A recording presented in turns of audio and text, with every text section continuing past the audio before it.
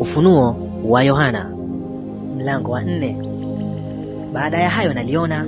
na tazama, mlango ukafunguka mbinguni,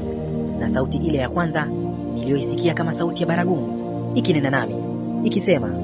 panda hata huku, nami nitakuonyesha mambo ambayo hayana budi kuwako baada ya hayo. Na mara nalikuwa katika roho, na tazama, kiti cha enzi kimewekwa mbinguni,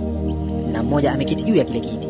na yeye aliyeketi alionekana mithili ya jiwe la yaspi na akiki, na upinde wa mvua ulikizunguka kile kiti cha enzi, ukionekana mithili ya zumaridi. Na viti 24 vilikizunguka kile kiti cha enzi, na juu ya vile viti naliona wazee 24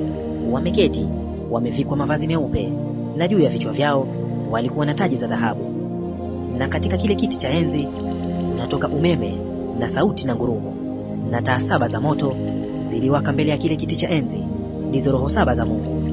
Na mbele ya kile kiti cha enzi kulikuwako na mfano wa bahari ya kioo kama bilauri, na katikati ya kile kiti cha enzi na pande zote za kile kiti walikuwako wenye uhai 4 wamejaa macho mbele na nyuma. Na huyo mwenye uhai wa kwanza alikuwa mfano wa simba, na mwenye uhai wa pili alikuwa mfano wa ndama, na mwenye uhai wa tatu alikuwa na uso kama uso wa mwanadamu, na mwenye uhai wa 4 alikuwa mfano wa tai arukaye. Na hawa wenye uhai wa 4 kila mmoja alikuwa na mabawa 6, na pande zote na ndani wamejaa macho, wala hawapumziki mchana wala usiku, wakisema, Mtakatifu, mtakatifu, mtakatifu, Bwana Mungu Mwenyezi, aliyekuwako na aliyeko na atakayekuja. Na hao wenye uhai wanapompa yeye aketie juu ya kiti cha enzi utukufu na heshima na shukrani, yeye aliye hai hata milele na milele. Ndipo hapo wazee 24 huanguka mbele zake yeye aketie juu ya kile kiti cha enzi, nao humsujudia yeye aliye hai hata milele na milele, nao huzitupa taji zao mbele ya kile kiti cha enzi, wakisema,